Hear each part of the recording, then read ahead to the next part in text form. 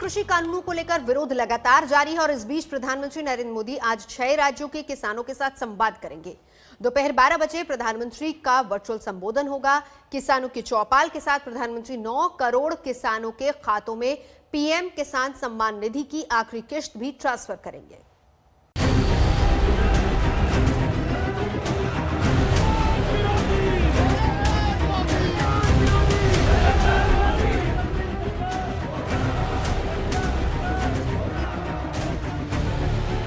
किसान आंदोलन पर अड़े हैं।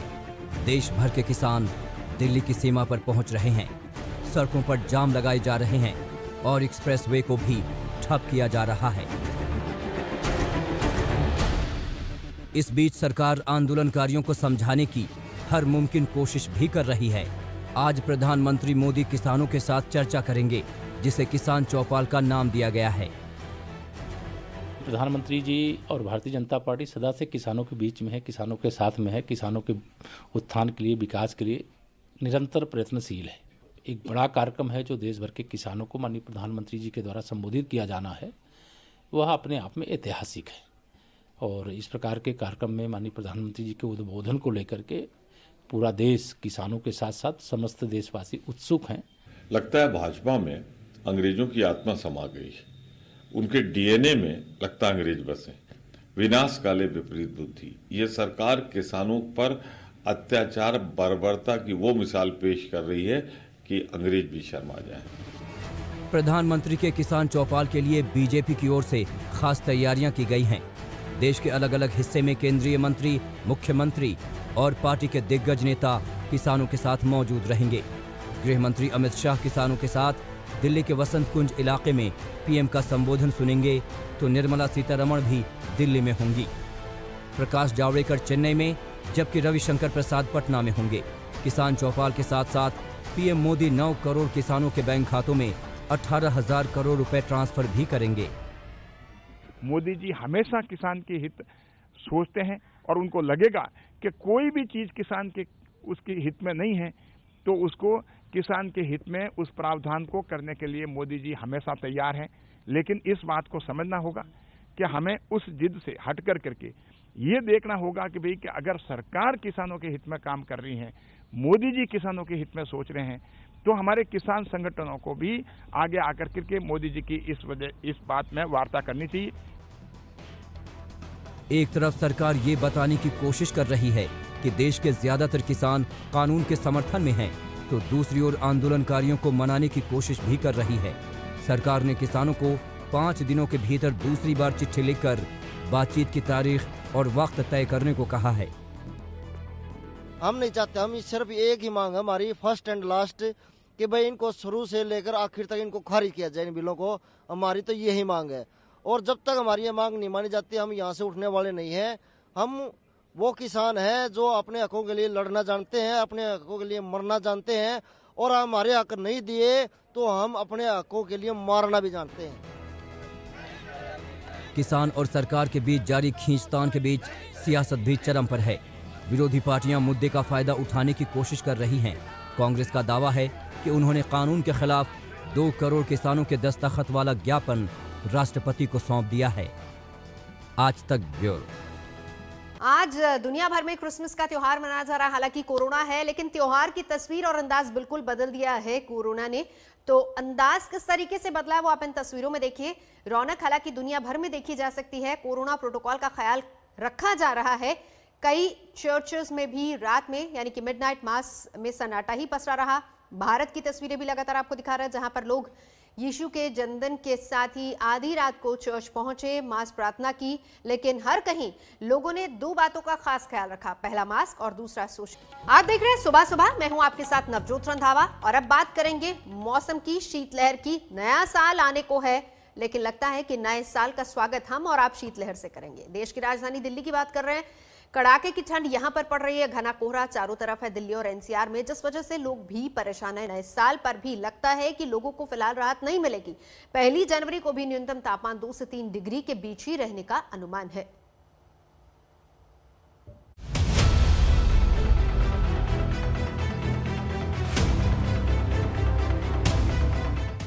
दिल वालों की दिल्ली का दिल सहमा भले नहीं है, लेकिन सिकुड़ा हुआ जरूर है। सर्दी की चादर में लिपटी दिल्ली मानो आपसे पूछ रही है कि पहचान मैं कौन। सितम सिर्फ सर्दी का रहता तो भी चलता, यहाँ तो कोहरे ने भी कोहराम मचा रखा है।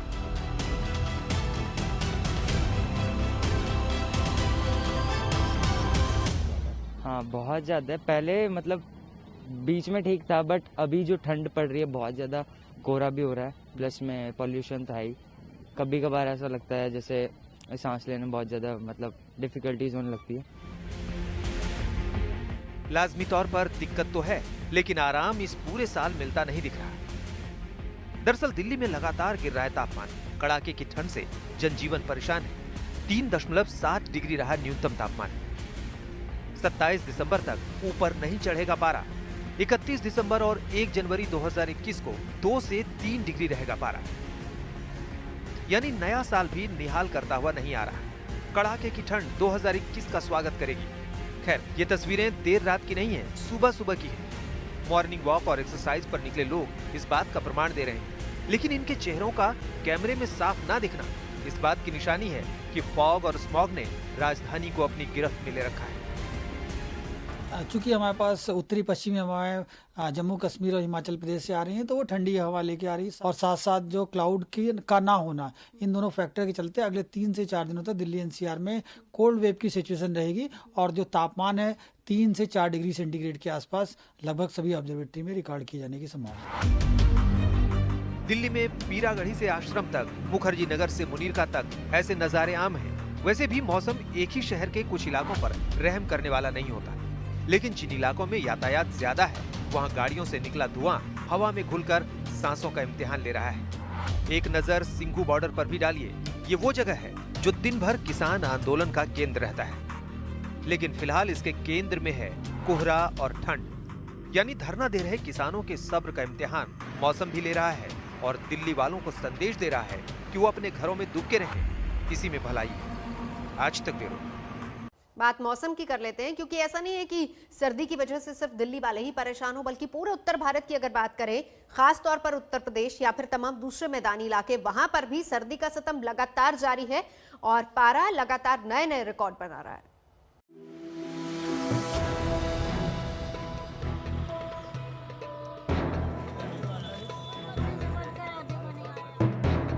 उत्तर प्रदेश में सर्दी का सितम। नए साल पर भी मौसम नहीं करेगा रहम। सर्दी में जकड़ा गंगा जमुना के संगम पर शहर प्रयागराज। जी हां, प्रयागराज पर फिलहाल प्रचंड ठंड राज कर रही है। गर्म कपड़े में लिपटे होना भी ठंड से बचने की गारंटी नहीं बन पा रहा है।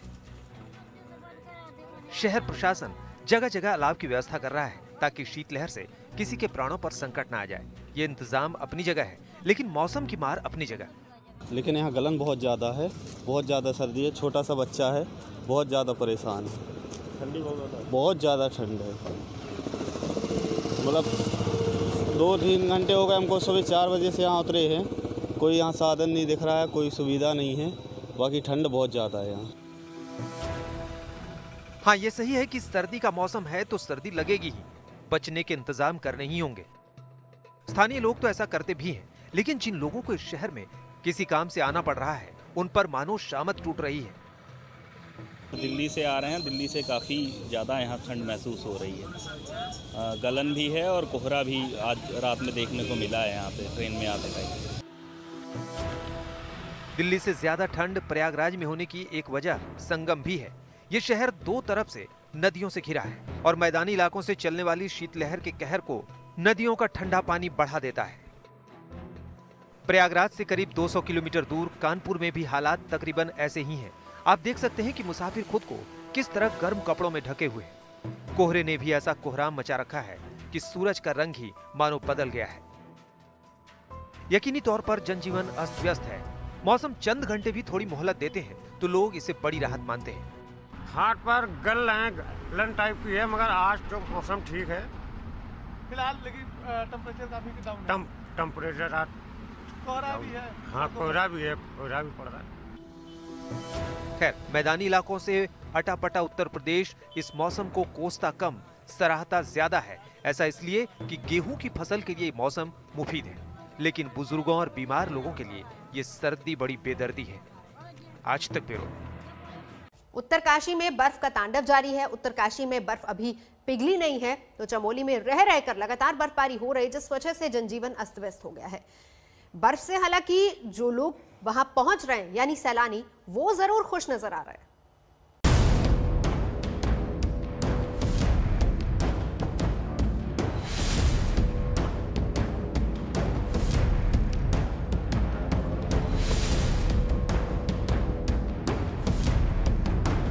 उत्तराखंड का उत्तरकाशी, आस्था से ओत-प्रोत रहने वाला ये नगर बर्फ से ओत-प्रोत है। वैसे आपको बताते चले, ये सुधरी हुई स्थिति है। दिसंबर के दूसरे हफ्ते में यहां 2-2 फुट बर्फ जमी हुई थी। खैर, घरों के बाहर बर्फ की अब भी मौजूदगी बता रही है कि मौसम मस्ताना तो कतई नहीं है। जीवन गुजारना बहुत मुश्किल हो जाता है और पाला यहाँ पे इतनी जल्दी पड़ जाता है कि हाथ पांव सब ठंडे हो जाते हैं। पानी यहाँ पे बहुत सा ठंडा और सुबह नल की दिक्कतें हैं और नल खुलते नहीं हैं और बहुत सारी समस्याएं, ठंड में पानी जम जाता है हमारा। जी, आपको हैरानगी हो सकती है कि जहां बर्फ है वहां पानी की कमी कैसे, मगर हकीकत ये है कि नल ही नहीं, जल के तमाम स्रोत जमे पड़े हैं। यहाँ एक किसान एक ऐसे ही जल स्रोत से बर्फ हटा रहे हैं। जिंदगी बसर करने की ये जद्दोजहद हर तरफ नजर आती है। दिन तो फिर भी कट जाते हैं क्योंकि देर से ही सही धूप निकल आती है, लेकिन दिन ढलते ही अलाव के सिवाय कोई दूसरा विकल्प नहीं बचता। ऐसा तो हो नहीं सकता कि 24 घंटे अपने घरों में कैद रहें, इसलिए आग जलाकर लोग काम चला रहे हैं। ये मोहलत भी सिर्फ चंद दिनों की है। जनवरी के पहले हफ्ते में यहां बर्फबारी तेज होगी। चमोली में भी हालात ज्यादा अलग नहीं है। झरने के तेज बहाव के नीचे जमा पानी सारी कहानी कह देता है। पिछले 2-3 दिन से काफ़ी ज़्यादा ठंड बढ़ गई है। पिछले एक हफ्ते के मुकाबले अगर देखा जाए तो काफ़ी ज़्यादा ठंड बढ़ गई है। पिछले 2 दिनों में पानी भी जमने लग गया है। सुबह के टाइम पे काफ़ी ज़्यादा ठंड बढ़ जाती है। मुश्किलें ये आ रही है कि जो रोज़ के काम हैं, इधर उधर जाना है सुबह, उसमें भी दिक्कत होती है क्योंकि पानी अगर कहीं पे गिर रहा है तो पाला पड़ जा रहा है। सड़कों पे चलने में दिक्कत हो रही है, रास्तों में दिक्कत है। पाला जो पड़ रहा है उससे भी ज़्यादा खतरे बढ़ रहे हैं। तो ठंड इस बीच काफ़ी बढ़ चुकी है और काफ़ी सारी दिक्कतों का सामना तो करना ही पड़ रहा है। ये सैलानियों का शहर है। बर्फ इसके लिए आमदनी का जरिया भी है, इसलिए कड़ाके की ठंड में भी शहर में चहल पहल दिख रही है। नए साल पर बर्फबारी का मजा लेने के लिए सैलानी पहले से ही यहाँ पहुँच चुके हैं। ठंड तो बहुत ज़बरदस्त है और कह रहे हैं 27 को स्नोफॉल भी होगा, लेकिन अभी तो काफ़ी दिन बाकी है 27 में। लेकिन ठंड जो है, व्यू वगैरह भी बहुत अच्छा है, होटल्स वगैरह भी बहुत बढ़िया हैं, ठीक है। और बाकी मज़ा आ रहा है दोस्तों के साथ, बहुत बढ़िया है, एकदम मस्त। उधर बागेश्वर में वादियों की हरियाली देखकर आपको लग सकता है कि यहाँ सब ठीक ठाक है। कुछ हद तक है भी, क्योंकि इस सीजन में अभी तक यहाँ ज्यादा बर्फबारी नहीं हुई है, लेकिन ठंड यहाँ भी हद से ज्यादा है। तापमान इस कदर गिरा हुआ है कि बेशुमार पाला पड़ रहा है। स्थानीय लोगों को रोजमर्रा के कामों में भी भारी मुश्किलों का सामना करना पड़ रहा है। इस मौसम में इन पहाड़ों पर आपको रहना है तो आपको जिगर भी पहाड़ जैसा रखना पड़ेगा। चमोली में कमल नैन सिलोड़ी, उत्तरकाशी में ओंकार बहुगुणा के साथ जगदीश पांडे, बागेश्वर आज तक। दिल्ली में सुबह सुबह भूकंप के हल्के झटके महसूस किए गए हैं। रिक्टर पैमाने पर इसकी तीव्रता 2.3 मापी गई है। वक्त था 5:10 का जब भूकंप के हल्के झटके महसूस किए गए। दिल्ली और एनसीआर में 2.3 रिक्टर पैमाने पर इसकी तीव्रता आंकी गई है। 5:02 पर यह हल्के झटके महसूस किए गए। हालांकि केंद्र क्या था भूकंप का, इसके बारे में भी जानकारी नहीं मिल पाई है, लेकिन दिल्ली और एनसीआर में भूकंप के हल्के झटके जिसकी तीव्रता 2.3 मापी गई। यहां रुकेंगे एक ब्रेक के लिए। आज तक पर खबरों का सिलसिला लगातार जारी है, देखते रहिए आज तक।